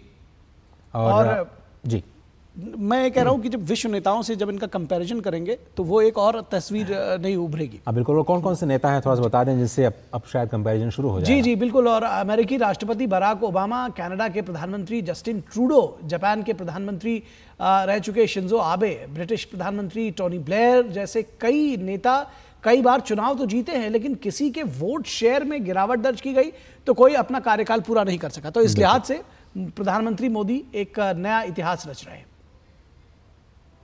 प्रधानमंत्री नरेंद्र मोदी द्वितीय विश्व युद्ध के बाद व्यापक लोकतांत्रिक विश्व में एकमात्र ऐसे नेता हैं जो पिछले 2 कार्यकाल को पूरा करने के साथ ही सतत वोट शेयर के साथ लगातार तीसरे कार्यकाल के लिए चुने गए हैं। द्वितीय विश्व युद्ध के बाद के नेताओं की बात करें तो अमेरिकी राष्ट्रपति बराक ओबामा भी 2008 और 2012 में 2 बार चुनाव जीते, लेकिन दूसरे चुनाव में उनके वोट शेयर में गिरावट दर्ज की गई। कनाडा के प्रधानमंत्री जस्टिन ट्रूडो ने भी 2015, 2019 और 2021 के चुनाव में जीत हासिल की, लेकिन वो भी दूसरा कार्यकाल पूरा नहीं कर सके। जापान के प्रधानमंत्री रहे शिंजो आबे 2006, 2007 के अलावा 2012, 2014, 2017 में भी चुनाव जीते, लेकिन उनकी अगुवाई में कोई भी सरकार कार्यकाल पूरा नहीं कर सकी। प्रधानमंत्री नरेंद्र मोदी की लोकप्रियता, जैसा कि आपने बताया, द्वितीय विश्व युद्ध के बाद मार्गरेट थैचर, उसके पहले विंस्टन चर्चिल और किसी भी पैमाने पर और अन्य प्रधानमंत्रियों को अगर देख ले दुनिया में, इजराइल की प्रधानमंत्री गोल्डा मायर, इस समय प्रधानमंत्री नरेंद्र मोदी की जो लोकप्रियता है वो बिल्कुल आसमान छू रही है। ऐसी परिस्थिति है कि प्रधानमंत्री मोदी अब तक के भारत के सबसे लोकप्रिय प्रधानमंत्री हैं, उसमें कोई संदेह किसी प्रकार का नहीं है। और इस बार प्रधानमंत्री को जो वोट मिला है, अगर तमिलनाडु को आप छोड़ दें, वोट शेयर वहां भी बहुत है, कोई भी ऐसा कोना नहीं है देश का जहां से उनको वोट नहीं मिला है। ब्रिटेन की आयरन लेडी के नाम से मशहूर ब्रिटिश पूर्व प्रधानमंत्री मार्गरेट थैचर ने 1979, 1983 और 1987 में चुनाव जीता, लेकिन कोई भी सरकार पूरी अवधि तक नहीं टिकी और हर चुनाव में उनका वोट शेयर गिरता रहा। ब्रिटिश प्रधानमंत्री टोनी ब्लेयर भी 1997, 2001 और 2005 में चुनाव जीते, लेकिन उनका भी मार्गरेट थैचर जैसा ही मामला रहा। ऑस्ट्रेलिया के प्रधानमंत्री जॉन हॉवर्ड भी 1996 से 2004 के बीच 4 चुनाव जीते, लेकिन पहली सरकार कार्यकाल पूरा नहीं कर सकी और दूसरे चुनाव में वोट शेयर गिर गया। वहीं जर्मनी के चांसलर हेलमुट कोल ने 1982 से 1994 के दौरान 4 चुनाव में जीत दर्ज की, लेकिन वोट शेयर बरकरार नहीं रख सके। जर्मन चांसलर एंजेला मर्केल 2005 से 2017 के दौरान 4 चुनाव जीती, हालांकि उनका वोट शेयर भी दूसरे चुनाव में गिर गया था। Bureau report, DD news. और इस पूरे विषय पर चर्चा करने के लिए हमारे साथ खास मेहमान, 3 खास मेहमान जुड़े हुए हैं। एक बार हम फिर से उनका परिचय करा दें आपसे। हमारे साथ शेखर अय्यर, वरिष्ठ पत्रकार जुड़े हुए हैं। प्रोफेसर अश्विनी महाजन, इकोनॉमिक एनालिस्ट है, और doctor Anshu Joshi, professor, school of international studies, JNU, जुड़े हुए हैं। शेखर साहब, आपके पास आएंगे। और जिस तरह से अभी आपने ये हमारी न्यूज़ स्टोरी देखी कि ब्रांड मोदी, ब्रांड भारत, किस तरह से आप देख रहे हैं? क्योंकि वो चाहे फ्रैंकलिन रूजवेल्ट से की बात कही जाए और या फिर एंजेला मर्केल की बात कही जाए, बड़े बड़े रिकॉर्ड्स बनाते हुए प्रधानमंत्री मोदी दिख रहे हैं और एक ब्रांड भारत बनता हुआ दिख रहा है पूरी दुनिया में। बिल्कुल निखिल जी, उसका बड़ा कारण है कि ये 10 साल में जिस तरह भारत तरक्की की है और कई चुनौती के सामने, कोविड आया, उससे पहले जो इकोनॉमिक स्लो डाउन चल रही थी, विश्व भर में चल रही थी, जो भारत में भी काफ़ी असर किया, उसके सारे बावजूद जिस तरह चीज़ें अभी दोबारा पिकअप हुई है और जो पिकअप की रेट जो देखा जा रहा है, अभी अभी आपने देखा GDP जो फिगर्स, लेटेस्ट फिगर्स जो आए थे, इससे लग रहा है कि अगर विश्व में कई एक कंट्री है जहाँ पे इतनी पॉजिटिव आउटलुक के साथ चीज़ें आगे बढ़ रही है, वो है भारत। उसका कारण प्रधानमंत्री की नेतृत्व, प्रधानमंत्री की एक सोच और जो पॉलिसीज जितने भी दबाव हो उसके बावजूद भी प्रधानमंत्री का हमेशा यही रहा कि जो हमारे सामने लक्ष्य है उसको प्राप्त करना है, कभी भटकना नहीं है, कभी डाइवर्ट नहीं होना है और काम करना है। और मुझे अभी भी जो ताज़ा जानकारी मिल रही है, जिन लोगों को आज बुलाया गया, जिन मेंबर्स ऑफ पार्लियामेंट और जिनको बुलाया गया, जिनको शपथ दिया जाएगा शाम को, उनको भी यही मैसेज दिया गया कि हमारे सामने जो लक्ष्य है विकसित भारत और उसके साथ साथ उसकी जो रोड मैप है, जो 5 साल आने वाले, आगे 5 साल की जो रोड मैप और आगे 100 दिन की जो है, जो चीज़ें ऑलरेडी आउटलाइन हो चुके हैं और वो सारे खुलासे होंगे, उस अनुसार काम सब मंत्रियों को करना है। सबकी सहयोग चाहिए, सबकी परिश्रम चाहिए और सबकी प्रयास चाहिए। यही मैसेज आज प्राइम मिनिस्टर ने दिया है, क्योंकि देखिए ये चुनाव से पहले ही इसकी तैयारी काफ़ी हो चुकी थी कि आगे हमें क्या क्या करना है, किस किस क्षेत्र में हमें प्रायोरिटाइज करना है, किस किस क्षेत्र में हमें लगा के एक सिनर्जाइज करके, कोई साइलोस नहीं, बार बार PM कहते हैं कि कोई अलग अलग से नहीं देखना है, सब मिलकर एक होलिस्टिक अप्रोच से करना है। ये सारी चीज़ें पर इतनी ये हुई है, आपको याद होगा पिछले साल भारत मंडप में ही सारे यूनियन काउंसिल ऑफ मिनिस्टर्स को एक प्रेजेंटेशन की गई थी इसी मामले को लेकर। तो अभी सारी चीज़ें तैयार है, ऐसा नहीं है कि सरकार और 1 हफ्ते लगाएगी कि या मतलब शपथ ग्रहण के बाद भी कुछ समय लगेगा प्लानिंग पे, ऐसा कुछ नहीं है। जैसा आज आप देखेंगे नए कैबिनेट बन जाएगा, उसके साथ साथ आप देखेंगे बड़ी घोषणाएं होंगे, किस तरह करना है, क्या चाहते हैं, और PM की विजन बड़ी क्लियर है। देखिए जी, बिल्कुल सही कहा आपने। और जिस चीज़ का आपने जिक्र किया कि जो स्पीड एंड स्केल है उसको लेकर के कैसे आगे बढ़ेंगे और आने वाले 5 सालों में सरकार की प्राथमिकता के मद्देनजर मोदी सरकार की क्या होगी बड़ी रणनीति। आर्थिक मोर्चे पर इसकी एक छोटी सी झलक हमें कुछ दिनों पहले इंडिया टुडे के कॉन्क्लेव में दिखाई दी थी, आपको सुनाते हैं और उसके बाद प्रोफेसर अश्विनी महाजन मैं आपके पास आ रहा हूं। आने वाले 5 साल भारत के इंफ्रास्ट्रक्चर को एक नई ऊंचाई देने वाले होंगे। आने वाले 5 साल भारतीय रेल के कायाकल्प के होंगे। आने वाले 5 साल बुलेट ट्रेन से लेकर वंदे भारत ट्रेन के विस्तार के होंगे। आने वाले 5 साल वाटरवे के अभूतपूर्व इस्तेमाल के होंगे। आने वाले 5 साल में आप भारत के डिफेंस एक्सपोर्ट को नया रिकॉर्ड बनाते जाएंगे। आने वाले 5 साल में आप भारत के स्पेस सेक्टर की एक नई उड़ान देखेंगे, गगनयान की सफलता देखेंगे। आने वाले 5 साल में आप देश के युवाओं के लिए नए सेक्टर्स का उदय देखेंगे। आने वाले 5 साल में आप भारत की सोलर पावर को घर घर तक पहुंचता देखेंगे। आने वाले 5 साल में आप भारत में ईवी मैन्युफैक्चरिंग में रिकॉर्ड वृद्धि देखेंगे। आने वाले 5 साल में आप सेमीकंडक्टर मिशन, हाइड्रोजन मिशन को जमीन पर बढ़ावा देखेंगे। और आने वाले 5 साल में आप निर्णायक नीतियां बनते, निर्णायक फैसले होते हुए भी देखेंगे। इन संकल्पों की सिद्धि के लिए मैं बहुत पहले ही काम शुरू कर चुका हूं। तो निर्णायक नीतियां और निर्णायक फैसले होंगे।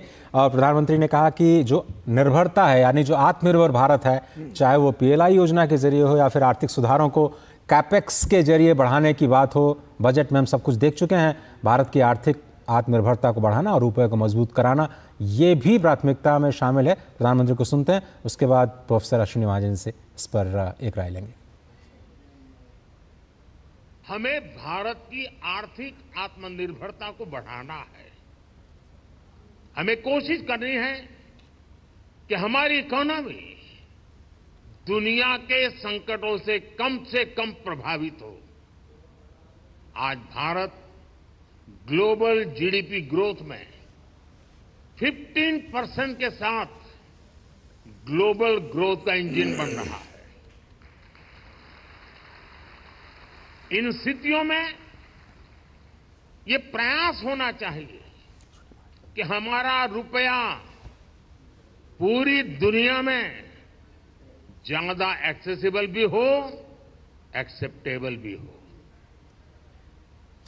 प्रोफेसर अश्विनी महाजन, आप शायद अर्थशास्त्र की भाषा बेहतर समझते हो। ये जब बात कर रहे हैं प्रधानमंत्री की रुपये को ज़्यादा एक्सेप्टेबल बनाना है, एक्सेसिबल बनाना है, मजबूती तो एक दूसरी चीज़ होती है, लेकिन ये बहुत ही क्लियर है कि भारत को आत्मनिर्भर बनाने की दिशा में अगले 5 साल मजबूत कदम आपको दिखाई देंगे जमीन पर। सर प्लीज अनम्यूट कर लें। Thank you. मैंने जैसे पहले ही कहा था कि जिस प्रकार से भारत में जो पहले से काम चल रहे हैं उनकी कंटिन्यूएशन होगी। उनको और आगे बढ़ाते हुए जो प्रधानमंत्री जी के भाषण को यदि डिकोड किया जाए कि रुपए को ज़्यादा एक्सेसिबल बनाना और एक्सेप्टेबल बनाना, इसके लिए एक बड़ा काम पहले से शुरू हो चुका है। यूपीआई ने एक नया इतिहास रचा है भारत में।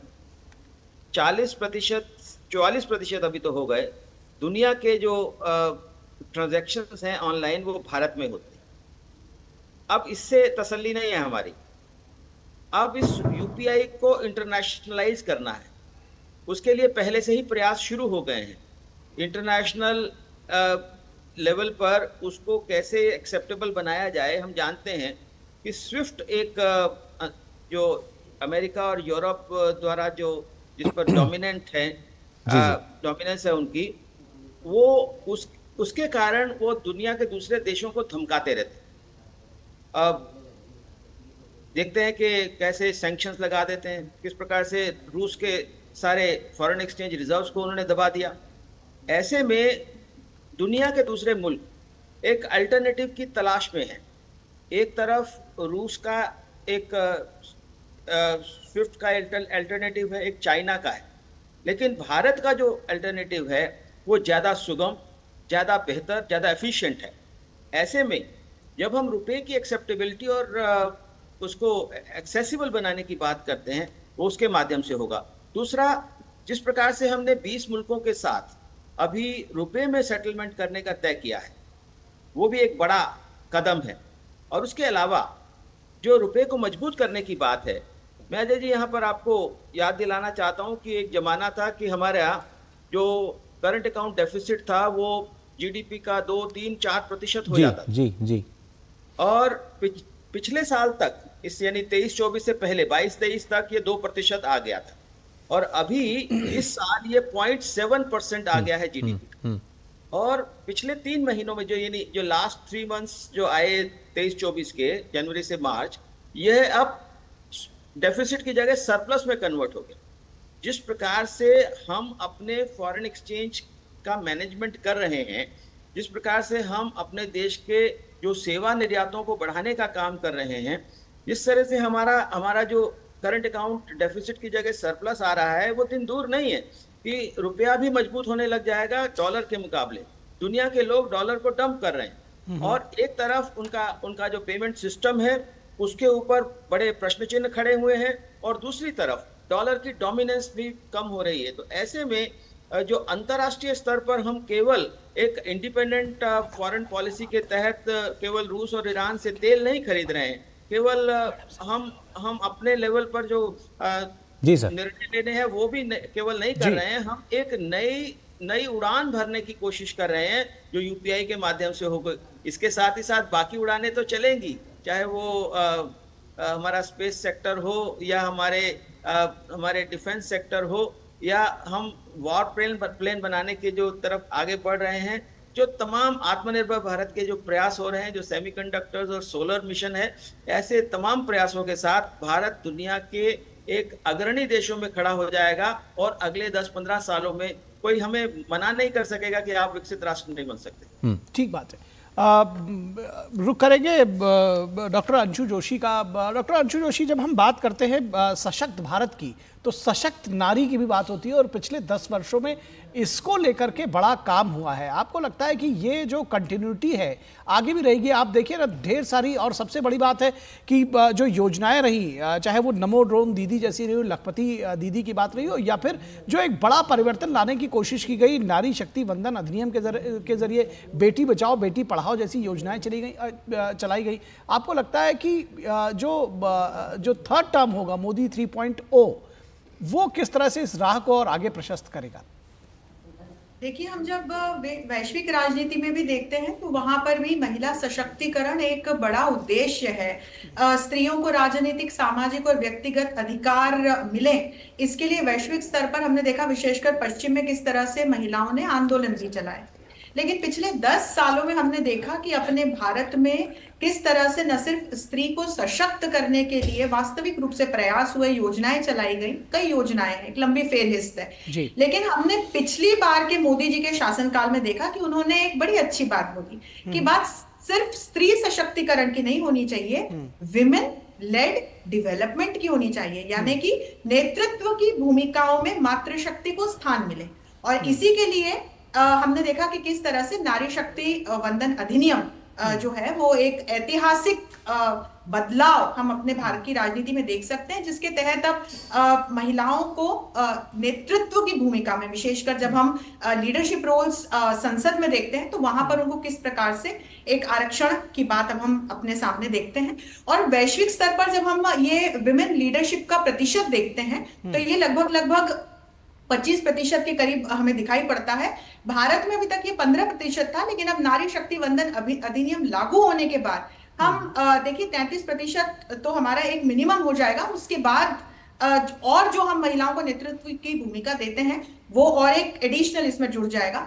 तो चाहे शिक्षा का क्षेत्र हो तो उसमें जैसे अहिल्या भाई होलकर निशुल्क शिक्षा योजना की ओर हम देखें, महिलाओं को सशक्त करने की बात हो तो फिर हम मिशन साहसी जैसी योजनाओं को देखें, फिर कन्या सुमंगला योजना को देखें, शबरी योजना को देखें, बैंकिंग सखियों की योजना को देखें, विमेन एंटरप्रेन्योर्स को लोन दिए जाने की बात को देखें, हम प्रधानमंत्री आवास योजनाओं में महिलाओं को वरीयता दिए जाने की बात देखें। तो चाहे सामाजिक क्षेत्र हो, आर्थिक क्षेत्र हो, चाहे राजनीतिक क्षेत्र हो, विमेन लेड डेवलपमेंट को हमने वास्तविक अर्थों में पिछले 5 सालों में जो है उसे हमने अपने सामने होते हुए देखा। और उसी दिशा में मुझे लगता है कि प्रधानमंत्री इसे और आगे लेकर के जाएंगे, क्योंकि अब बात सिर्फ नारी के सम्मान की या उसके सशक्त होने की नहीं है, उसे नेतृत्व की भूमिका देकर हर क्षेत्र में अगली पंक्ति में खड़ा किए जाने की बात है। तो हम देख रहे हैं कि किस तरह से हमारे देश में अब महिलाएं जो हैं वो लोको पायलट भी बन रही हैं, वो बस भी चला रही हैं, वो पायलट बन रही हैं, वो हमारे तमाम जो हमारे ये मारक विमान है उनको उड़ा रही हैं। तो हम एयरफोर्स देखें, अपनी आर्मी देखें, हम अपने अलग अलग ऐसे क्षेत्र देखें जिसमें पहले महिलाओं का इतना बोलबाला या उन्हें स्थान नहीं दिया जाता था, तब उन सभी क्षेत्रों में हमें आज महिलाएं अग्रणी भूमिका में दिखाई पड़ती हैं। जब चंद्रयान प्रक्षेपित हुआ था तो आप सभी ने वो सुंदर दृश्य देखा होगा जिसमें हमारे भारत की जो महिला वैज्ञानिक थी वो किस प्रकार से अग्रिम पंक्ति में थी, उन्हीं के द्वारा उद्घोषणाएं की जा रही थी और सबने इसका बड़ा स्वागत भी किया। तो तमाम क्षेत्रों में जो ये महिलाओं को नेतृत्व की भूमिका देकर विमेन लेड डेवलपमेंट की बात हो रही है, इसके जरिए हमारे प्रधानमंत्री वैश्विक स्तर पर भी एक संदेश दे रहे हैं और विश्व राजनीति में ये एक बड़े परिवर्तन का द्योतक है जो मैं देख पा रही हूँ। जी सही कहा आपने। और G20 में वुमेन 20 का जो ग्रुप है उसके जरिए भी हमने दिखाया कि किस तरह से समावेशी विकास में महिलाओं की भूमिका को और सशक्त बनाना सरकार की केंद्र की नीतियों में। और नारी सशक्तिकरण को लेकर के प्रधानमंत्री ने कहा कि पंचायत से पार्लियामेंट तक नारी शक्ति की सक्रिय भागीदारी हमारा कमिटमेंट है। आइए प्रधानमंत्री ने क्या कुछ कहा है, क्योंकि ये बहुत इंपॉर्टेंट स्टेटमेंट है जो आगे की नीतियों में परिलक्षित आपको होता हुआ दिखाई देगा। पंचायत से पार्लियामेंट तक हमारी नारी शक्ति की सक्रिय भागीदारी, ये हमारा कमिटमेंट है। और हमने हमारे पिछले कार्यकाल में नारी शक्ति वंदन अधिनियम करके उस बात को हमने आगे बढ़ाया है।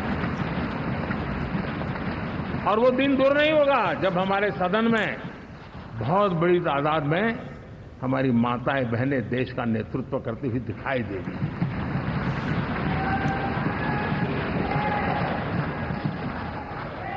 इस पूरे चुनाव में हम सबसे ज्यादा महिला उम्मीदवारों को टिकट देने वाली पार्टी रहे हैं, ये हमारा कमिटमेंट है।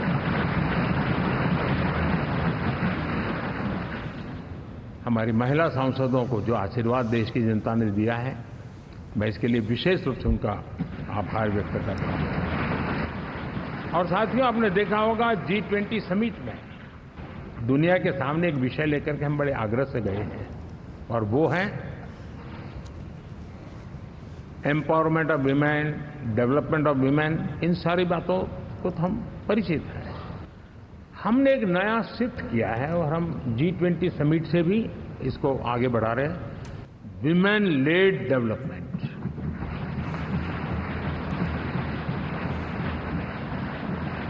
एक बार हमारा इस प्रकार का कमिटमेंट बनता है तो परिवर्तन बिल्कुल साफ नजर। चलिए, जो चर्चा है लगातार उसको हम करते रहेंगे कि कैसे सशक्त और समर्थ भारत की दिशा में जो तीसरा कार्यकाल है गठबंधन का, वो कौन सी नीतियों को लेकर के आगे बढ़ता है। तस्वीरें आज शाम को और भी साफ हो जाएंगी, लेकिन उससे पहले एक बार हेडलाइंस पर फिर से निगाह डाल लेते हैं। प्रधानमंत्री आवास पर मंत्रिमंडल में शामिल संभावित चेहरों के साथ हुई बैठक, तय हुआ NDA 3 का स्वरूप। मोदी 3.0 की कैबिनेट में बीजेपी के दिग्गज पुराने चेहरों के साथ घटक दलों के नए चेहरों को भी जगह। प्रधानमंत्री पद के लिए मनोनीत नरेंद्र मोदी ने राजघाट पर महात्मा गांधी को दी श्रद्धांजलि। पूर्व प्रधानमंत्री अटल बिहारी वाजपेयी को किए श्रद्धासुमन अर्पित। नेशनल वॉर मेमोरियल में शहीदों के शौर्य को भी किया नमन।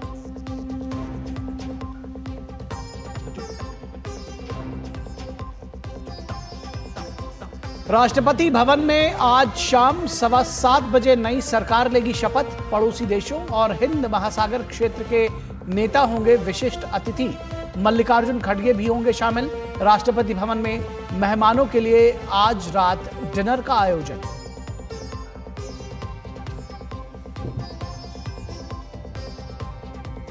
राजकीय सम्मान के साथ रामोजीराव का हुआ अंतिम संस्कार। भारतीय मीडिया जगत के दिग्गज के अंतिम दर्शन के लिए हैदराबाद में बड़ी संख्या में जुटे लोग। और T20 वर्ल्ड कप में आज चरम पर होगा रोमांच। हाई वोल्टेज मुकाबले में भारत पाकिस्तान की होगी भिड़ंत। दिन के पहले मैच में वेस्टइंडीज ने युगांडा को 134 रनों से दी मात।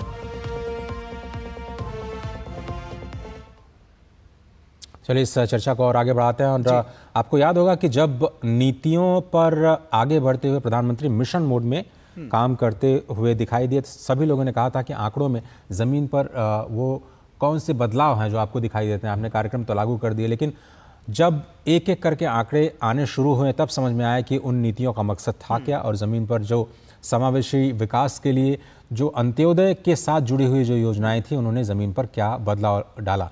और जिस तरह से गरीबी से बाहर निकलने वालों की संख्या जो कि नीति आयोग के उस रिपोर्ट में आई, जिसमें प्रधानमंत्री ने कहा कि 10 सालों में 25 करोड़ लोगों को गरीबी के बाहर निकालने में सफलता मिली है और 3 करोड़ लोगों को घर दिए गए हैं। इससे समावेशी विकास को आगे जाते हुए किस तरह से दिशा मिलती है, प्रधानमंत्री ने क्या कुछ कहा है, उसको हम पहले सुनवाते हैं आपको, इसके बाद फिर से इस चर्चा पर वापस लौटेंगे। 10 साल में हमने 25 करोड़ गरीबों को गरीबी से बाहर निकाला है।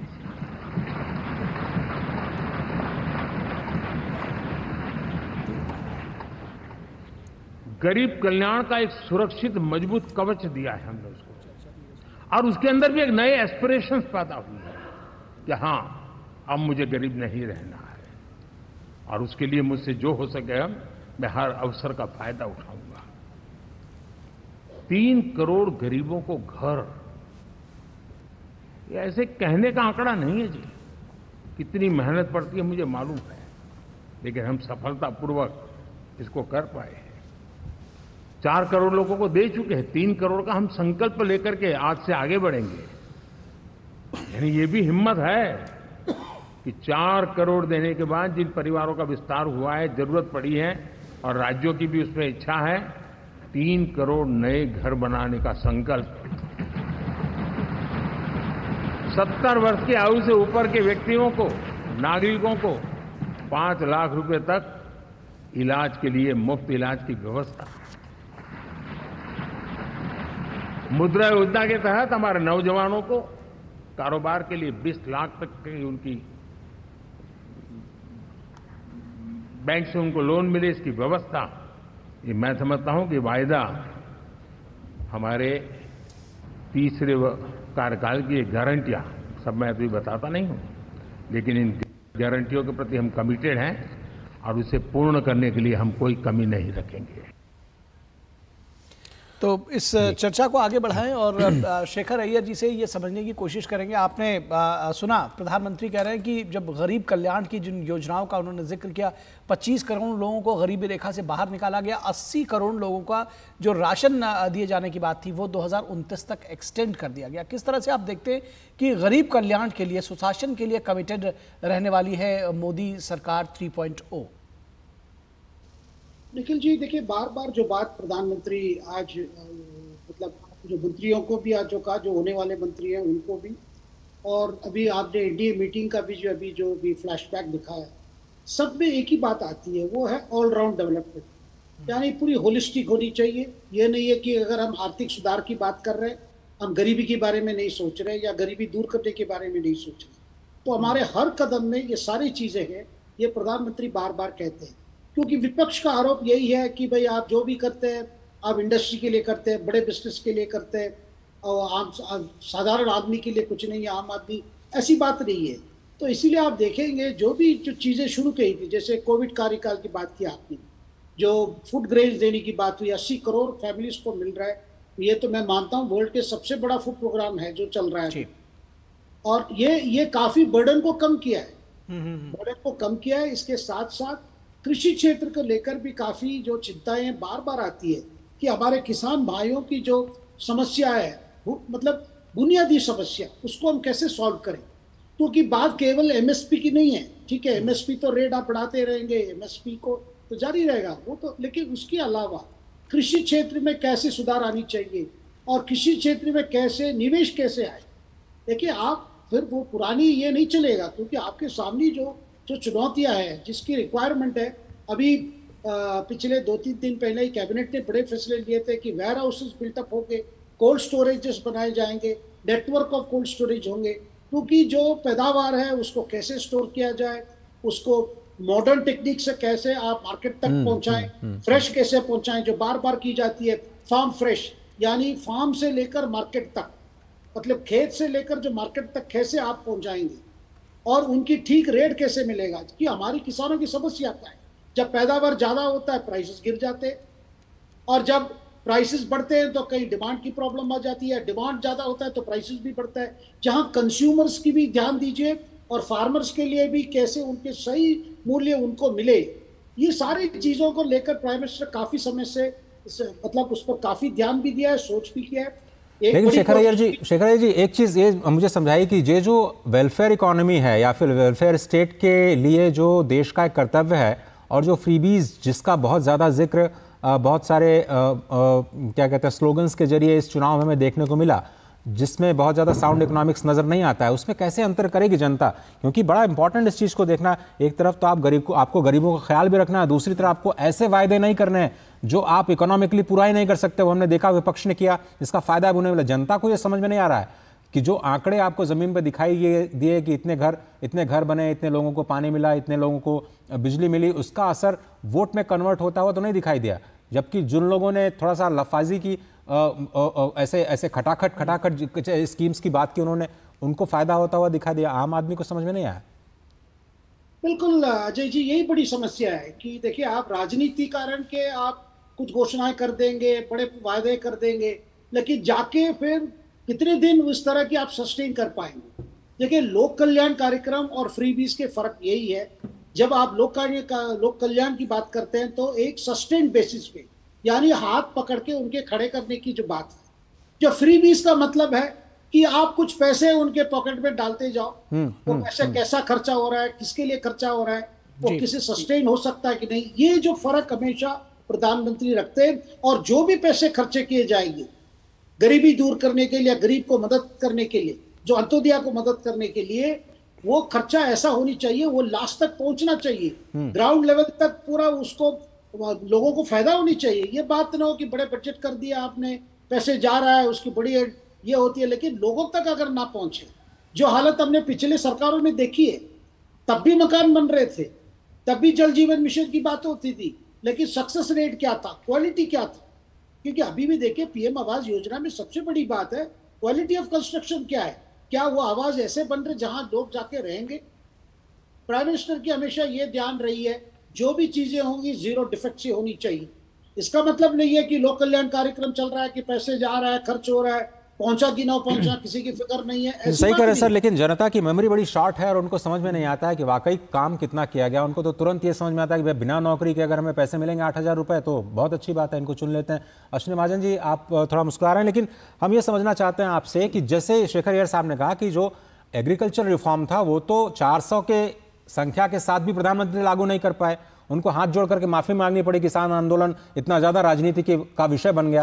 अब कैसे रिफॉर्म करेंगे सप्लाई साइड रिफॉर्म्स, जिसके लिए वो करेंगे महंगाई पर हमें काबू पाना है, ये जो सीजनल फ्लक्चुएशंस होता है उसके लिए स्टेट गवर्नमेंट्स को रिफॉर्म करने पड़ेंगे। ये सब सारी बातें होती नहीं है, केवल ऊपर से ऐसी बातें होती हैं जिसका कोई सिर पैर तो होता नहीं है, नुकसान देश को जरूर हो जाता है। भवन नीतियों का प्रश्न है, जैसे कि फ्री बिजली, फ्री पानी कुछ राज्य सरकारें देने की बात करती हैं और कर दे रही हैं, और जहां गरीबों के लिए घर बनाने की बात है। अब आप कोई भी किसी से भी पूछेंगे तो वो यही कहेगा कि घर बन जाए किसी गरीब का, उसका जीवन स्तर सुधर जाए, वही एक सबसे अच्छी बात है। लेकिन यदि आप ये देखें कि एक उदाहरण के नाते मैं आपको बताता हूँ कि दिल्ली के कालकाजी क्षेत्र में 3,000 से ज़्यादा घर बनाए गए गरीबों के लिए और उस पर 330 करोड़ रुपया खर्च हुआ और 3200 करोड़ रुपया हर साल लोगों को फ्री बिजली देने पर दिल्ली में ही खर्च हो जाता है। आप समझिए कि अगर ये पैसा हमने घर बनाने के लिए इस्तेमाल किया होता तो 30,000 घर बन जाते और 10 सालों में 3 लाख घर, और दिल्ली से तो स्लम की समस्या ही खत्म हो जाती। यानी धन का उपयोग किस प्रकार से सक्षम तरीके से हो, ये बहुत जरूरी है। उसी प्रकार से जो आप सप्लाई साइड की बात कर रहे हैं, वर्तमान में ऐसा नहीं है कि सरकारों के पास पैसा नहीं होगा, पैसा होगा, लेकिन उस पैसे का कैसे हम इस्तेमाल करें ताकि देश में फूड प्रोडक्शन भी बढ़े, देश में अन्य अन्य प्रकार के उत्पादनों का भी विस्तार हो और साथ ही साथ देश आत्मनिर्भर बनते हुए। और देखिए, जब सप्लाई कम होती है तो स्वाभाविक है कीमतें भी बढ़ती हैं, कीमतें बढ़ती हैं तो रेट ऑफ इंटरेस्ट बढ़ता है, उसके कारण फ्यूचर की ग्रोथ प्रभावित हो जाती है, ग्रोथ नीचे चली जाती है। लेकिन अगर हम उस पूरी सप्लाई साइड मैनेजमेंट को देखें, जीडीपी ग्रोथ करते चले जाएं, लोगों का कल्याण भी साथ ही साथ, क्योंकि ज़्यादा टैक्स मिलेगा तो ज़्यादा लोगों के लिए घर बन पाएंगे, ज़्यादा लोगों को पानी मिल पाएगा, ज़्यादा लोगों को भोजन मिल पाएगा। तो ऐसा होना चाहिए। और जिस पर ये सरकार आगे बढ़ रही है फ्रीबीज के खिलाफ, लेकिन लोक हितकारी योजनाओं को आगे बढ़ाने का काम, ये बहुत जरूरी है। और मुझे लगता है अंतोगत्वा लोगों को भी समझ में आएगा, काफी हद तक समझ में आया भी, ऐसा नहीं है कि समझ में नहीं आया। इतनी बड़ी मात्रा में अगर एनडीए को बहुमत मिला है तो इसका मतलब यही है कि जो सरकार की कल्याणकारी नीतियां थी, घर बनाना या पानी उपलब्ध कराना, बिजली उपलब्ध कराना, शौचालय बनाना, शिक्षा स्वास्थ्य के लिए खर्च करना, आयुष्मान भारत के लिए खर्च करना, ये सब आप कह रहे हैं उसका असर दिखा है। जी थोड़ा सा आगे बढ़ते हैं और जो प्रधानमंत्री ने और भी कुछ बड़ी बातें कही उन पर भी आपको लिए चलते हैं। पीएम मोदी ने भारत को 5वीं नंबर की इकॉनमी से 3रे नंबर की इकॉनमी तक पहुंचने की जो बात की, उन्होंने कहा कि हमारा देश तेजी से प्रगति कर रहा है और स्पष्ट तौर पर ये 3रे कार्यकाल का शायद सबसे बड़ा फोकस होने जा रहा है। साथियों, एनडीए का ये कार्यकाल बड़े फैसलों का है, तेज विकास का है। और अब हम समय गंवाना नहीं चाहते कि हम 5 नंबर की इकोनॉमी से 3 नंबर की इकोनॉमी पर पहुंच रहे हैं।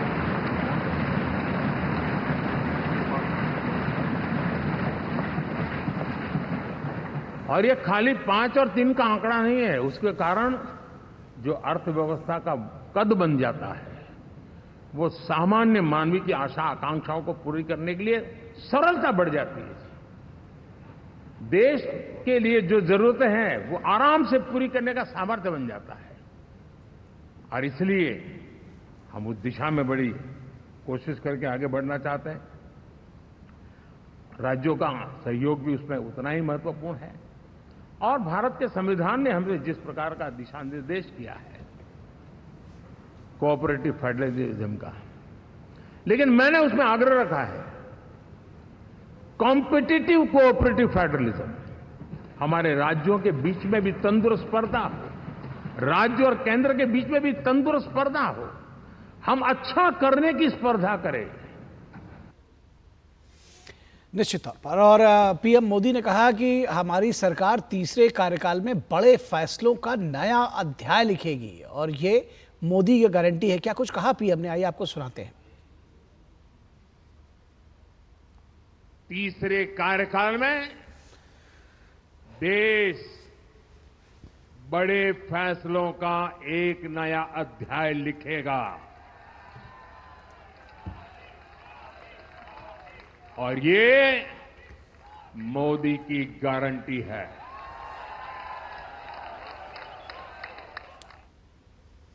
प्रधानमंत्री ने कहा कि अटल जी की गठबंधन सरकार अनुशासित हुआ करती थी, लेकिन आज कुछ गठबंधन ऐसे भी हैं जहां पर अनुशासन और एकता दिखाई नहीं देती।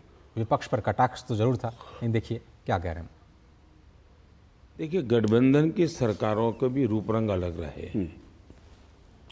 अटल जी की भी सरकार की तो गठबंधन वाली थी, लेकिन उसमें एक डिसिप्लिन थी, साथी दलों के लिए रिस्पॉन्सिबिलिटी थी। जो मुख्य पार्टी थी भाजपा, उसकी भी रिस्पॉन्सिबिलिटी थी और एक कॉम्प्रिहेंसिव, एक इंटरकनेक्टेड ऐसी अच्छे से सरकार चलती थी। मनमोहन सिंह जी की भी सरकार थी, गठबंधन की थी, लेकिन उसमें एक तो एक सुपर सीएम थे जो रिमोट कंट्रोल से सरकार चलाते थे, दूसरा हर मिनिस्ट्री अपने आप को स्वतंत्र सरकार मानती थी, हर मिनिस्टर अपने आप को प्रधानमंत्री मानता था। तो ये जो 10 साल बाद में गए, अटल जी का भी गठबंधन का था, लेकिन वो कैरेक्टर एक डिसिप्लिन कैरेक्टर वाला गठबंधन था। अटल जी का व्यक्तित्व भी इतना ऊंचा था कि लोग उनको हर चीज़ में स्वीकार करते थे। लेकिन बाद में ये सुपर सीएम वाला, पीएम वाला मामला आ गया और एक सरकार सेपरेट चलने लग गई, पैरेलल चलने लग गई, तो स्थितियाँ बहुत बिगड़ गई। फिर कोई किसी को पूछने वाला नहीं था। उसके कारण उसी की बीमारी आज भी आई है। अभी देखिए इनका इंडी गठबंधन के अंदर चर्चा क्या है कि भाई 5 साल 5 प्रधानमंत्री, 5 साल 5 प्रधानमंत्री, एक्चुअली वो ये प्रयोग अलग से हो चुका है, बोले बिना। हर डिपार्टमेंट अगर वो साथी दल का था तो वो अपने आप को एक सरकार मानता था। अच्छा, वो किसी को पूछता नहीं था। तो एक प्रकार से बिखरी हुई व्यवस्था थी। तो तमाम बिखरी हुई व्यवस्था की बात प्रधानमंत्री ने कही और व्यवस्था को किस तरह से सुनियोजित तरीके से आगे बढ़ाया जाए, ये पिछली 2 सरकारों में देखने को मिला है। और उम्मीद की जा रही है कि जो तीसरा कार्यकाल है मोदी 3.0, उसमें इसको विस्तार मिलेगा। प्रोफेसर अंशु जोशी, आपसे समझना चाहेंगे, जब हम बात विदेश नीति की करते हैं तो ये कई सारे जो बदलाव देखने को मिले। एक ये भी रहा कि कभी भी विदेश नीति से जो आम आदमी है उसका कोई सरोकार नहीं रहा करता था, उसको प्रधानमंत्री कहीं ना कहीं मिड फोकस में लेकर के आए। आम आदमी ने उससे जुड़ाव महसूस किया, चाहे प्रधानमंत्री के विदेश दौरे रहे हों या फिर विदेशों में जो भारतीय फंसे रहे हों उनको बाहर लेकर निकालने की बात रही हो, तमाम सारी चीजें रहो। एक स्टेप फर्दर और जाते हुए दिख रही है आपको विदेश नीति इस बार? निश्चित तौर पर विगत 10 वर्षों में आप देखिए, जैसे मैंने कहा कि एक तो राष्ट्रों के साथ संबंधों में हम नॉन अलाइंड से ऑल अलाइंड की ओर बढ़े। वहीं जब हम कूटनीति पढ़ाते हैं तो हम government to government, government to people और पीपल टू पीपल कनेक्ट की बात करते हैं। तो हमारे प्रधानमंत्री ने इस पीपल टू पीपल कनेक्ट पर और गवर्नमेंट टू पीपल कनेक्ट पर विशेष ध्यान दिया पिछले 10 सालों में। और न सिर्फ डायस्पोरा, जो हमारा एक बड़ा डायनामिक डायस्पोरा अलग अलग देशों में है, अलग अलग देशों की संस्कृति का भी सम्मान करते हुए, भारतीय संस्कृति के साथ कहीं ना कहीं अपना वसुधैव कुटुंबकम का संदेश देते हुए लोगों से लोगों को जोड़ने का काम पिछले 10 सालों में हुआ है, जिससे कई देशों के साथ हमारे सांस्कृतिक संबंध बड़े मजबूत हुए और फिर वो अच्छे कूटनीतिक संबंधों में परिलक्षित हुए। इसके साथ ही जहां जहां भी हमने देखा कि इस प्रकार की कोई आपदाएं या ऐसी राजनीतिक स्थितियां बनी जिसमें भारतीयों को बचाने के लिए हमें मिशन चलाने पड़े, तो जैसे हमने ऑपरेशन कावेरी है, गंगा है, तो हमने देखा कि किस तरह से भारत सरकार ने सफलतापूर्वक भारतीयों को न सिर्फ इस प्रकार के जो घटनाक्रम रहे वहां से इवैक्यूएट कराया, उन्होंने एक वैश्विक स्तर पर इस बात का संदेश दिया कि जो विदेश नीति है वो कहीं ना कहीं उसका जो अंतिम लक्ष्य, अंतिम छोर है, वो समाज के अंतिम छोर तक बैठे व्यक्ति को कुछ ना कुछ फायदा पहुंचाना है। तो ये हमारे माननीय प्रधानमंत्री ने एक बड़ा काम किया कि विदेश नीति का भी उन्होंने लोकतांत्रिकरण किया। और पहले विदेश नीति लोगों को बड़ी जटिल लगती थी, लोगों को समझ नहीं आता था, लेकिन हमने उनके पहले कार्यकाल से ही देखा कि कैसे उन्होंने अलग अलग देशों के दौरे किए और जहां गए वहां पर वहां के लोगों से और जो भारतीय डायस्पोरा वहां पर मौजूद रहता था उनसे मिलते थे। मैंने ऐसे कई दौरों के दौरान जो है दूरदर्शन के ही पैनल पर अपने विचार व्यक्त किए और ये देखना बड़ा सुखद होता था, बड़ी गर्मजोशी से वो लोगों से मिलते थे, अपनी बातें उनके साथ रखते थे और फिर वो कोई ना कोई टास्क वहां के लोगों को देकर के आते थे जो भारतीय अलग अलग देशों में रह रहे होते थे। और इसके पीछे एक बड़ा कारण भी इसे समझिए, जब हमें तेजी से आगे बढ़ना है, वैश्विक स्तर पर आगे बढ़ना है, तो स्केल और स्पीड की जरूरत है। और स्केल के लिए जो हमारे स्किल्ड लोग हैं जो अलग अलग दिशाओं में फैले, अलग अलग देशों में रह रहे हैं, उनके माध्यम से हम इस लक्ष्य की पूर्ति कर सकते हैं। आज देखिए कि हम जैसे आप यदि सामरिक क्षेत्र में जाएं, मैं विदेश नीति की बात करूंगी, और हम यदि शस्त्रों की बात करें तो हम फिलीपींस जैसे देशों को अपने होम ग्रोन ब्रह्मोस भेज रहे हैं, तेजस का बड़ा काम चल रहा है। हमने अमेरिका जैसे देशों को इस बात के लिए, रशिया जैसे देशों को इस बात के लिए तैयार किया कि अब वे अपनी टेक्नोलॉजी भी हमें दे। पहले हमें टेक्नोलॉजी नहीं मिलती थी, सिर्फ इक्विपमेंट मिलते थे। और हमने ये भी कहा कि भाई आप हमारे यहाँ आकर हमें सिखाइए ताकि हम आत्मनिर्भर बन सकें, और इसमें कहीं ना कहीं लोगों का एक बड़ा रोल मुझे दिखाई पड़ता है। जी यहाँ पर शेखर अय्यर साहब को जोड़ना चाहेंगे। जब बड़े फैसलों की बात करते हैं शेखर अय्यर जी, तो क्या समान नागरिक संहिता जैसे फैसलों पर अमल लिया जाएगा, जिस पर प्रधानमंत्री की तरफ से कहा गया है कि ये मोदी की गारंटी है, तो कुछ बड़े फैसलों की जब बात होगी तो यूसीसी की बात होगी? नहीं, यूसीसी भी है, लेकिन ये सारे बातें देखिए जो जिसको लेकर अलायंस पार्टनर्स के साथ थोड़ा बातचीत करने की भी ज़रूरत है, उस पर कंसेंसस बिल्डअप करने की ज़रूरत है, वो चीज़ें इस बार होंगी। क्योंकि यूसीसी को लेकर अभी जेडीयू की तरफ से कहा गया है भाई हम चाहते हैं कि उस पर सब सेक्शंस के साथ बातचीत हो, एक डायलॉग हो, तो वो सारी चीजें होंगी। मुझे नहीं लगता है कि वो यूसीसी बड़ी प्रायोरिटी होगी, लेकिन वो भी है। लेकिन साथ में देखिए, ज्यादातर जो मुझे जो लगता है जो मेन प्रायोरिटी, एक है इकोनॉमिक सेक्टर में कैसे तुरंत उसमें एक परिवर्तन कैसे आए वो है, और सोशल सेक्टर में गरीब के लिए, गरीब परिवारों के लिए, आदिवासी, दलित, वंचित, ये सारे जो हैं इन सेक्शंस के लिए कैसे हम रिलीफ दे सकते हैं। जो ऑलरेडी चल रहा है वो तो चलेगा ही, लेकिन उसके साथ और क्या हम दे सकते हैं जिसकी रिलीफ हो सकती है। देखिए, ये पार्टी, भारतीय जनता पार्टी ने भी ये भी सामने लिया है कि जिस प्रकार की परिणाम आया है, जिस प्रकार की विपक्ष का जो कैंपेन रहा है, उसको भी ध्यान लेते हुए जो किस कार्यक्रम में हमें और बदलाव लानी चाहिए, किस कार्यक्रम और जमीन तक और ज्यादा इम्पैक्ट होनी चाहिए, ये सारी चीजों को भी मुझे ध्यान दिया जा रहा है। और मुझे जो जानकारी है, ये सारे प्रोग्राम्स में कई बदलाव आएंगे ताकि जो अति गरीब है, जो अंत्योदय है, उनके लिए कैसा मदद जल्दी से जल्दी मिले, और उनके अंदर जहां भी जो पीड़ा है वो पीड़ा कैसे हम दूर करें। देखिए, ऑलरेडी आपने देखा पीएम आवास योजना, जल जीवन मिशन, जो उज्ज्वला योजना, कई ऐसे योजनाएं, इसके अलावा भी मुझे लगता है और कई योजना की भी शुरुआत हो सकती है, या कुछ योजनाओं को मिलकर भी कुछ नई चीजें शुरू हो सकती है। क्योंकि क्या है कि प्राइम मिनिस्टर मन में अभी आ गया है कि जितने से ज्यादा आप रिलीफ दे सकते हैं, जितने से ज्यादा उनकी बोझ कम कर सकते हैं, वो अभी करनी चाहिए, और समय आ गया, ताकि वो भी एक प्रकार से एक इकोनॉमिक एम्पावरमेंट जो बात होती है, सोशल एम्पावरमेंट साथ साथ इकोनॉमिक एम्पावरमेंट, उन वर्गों के लिए कैसा हो सकता है और जल्दी से होनी चाहिए। इसमें समय की बड़ी बात है, समय की बड़ी बात है। जल्दी से फौरी तौर पर आप कह रहे हैं कि इकोनॉमिक एम्पावरमेंट और जो सोशल एम्पावरमेंट है वो सब फोकस रहेगा, और शायद उसकी एक झलक बजट में दिखाई दे सकती है। आप तीनों मेहमानों का मुझे शुक्रिया कहना है। शेखर अय्यर जी, वरिष्ठ पत्रकार, का बहुत बहुत धन्यवाद। प्रोफेसर अश्विनी महाजन, अर्थव्यवस्था के जानकार और दिल्ली विश्वविद्यालय से जुड़े, आपका बहुत बहुत धन्यवाद। और professor doctor Anshu Joshi, JNU के साथ जुड़ी हुई हैं, आपका बहुत शुक्रिया इस कार्यक्रम के लिए वक्त निकालने के लिए। तो निखिल, ऐसा लगता है कि अब जो तैयारी है सरकार की, वो बिल्कुल अब नए कलेवर के साथ, नए तेवर के साथ, भले ही आपको अनएक्सपेक्टेड फैसले, कड़े फैसले न दिखाई दें, मेरा मतलब है डीमोनेटाइजेशन जैसे बड़े फैसले, चौंकाने वाले फैसले न दिखाई दें, लेकिन वो काम जो जमीन पर अपना असर दिखाते हैं, उस पर जरूर तेजी से काम होगा। लास्ट माइल डिलीवरी और 100% सैचुरेशन, शायद इस पर पीएम मोदी का सबसे बड़ा फोकस होने जा रहा है। जी, निश्चित तौर पर। और जिस तरह से प्रधानमंत्री ने स्वयं कहा अजय कि सुशासन, उस पर ध्यान दिया जाएगा। पंक्ति में खड़े आखिरी आदमी थे, जो आपने सैचुरेशन की बात कही कि योजनाओं का सैचुरेशन हो, इस पर ध्यान दिया जाएगा। और जब हम बात करते हैं कि वेलफेयर स्टेट की, जैसे आपने कहा,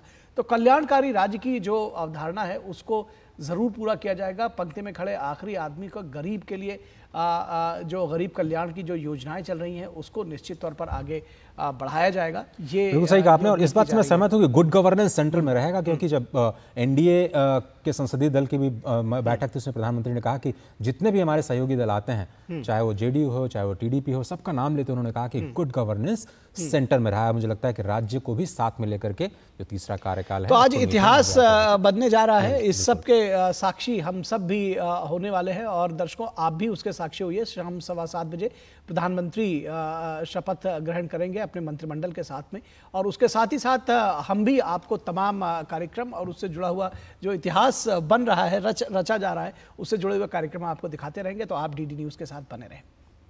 फिलहाल इस कार्यक्रम में सिर्फ इतना ही, दीजिए इजाजत, नमस्कार।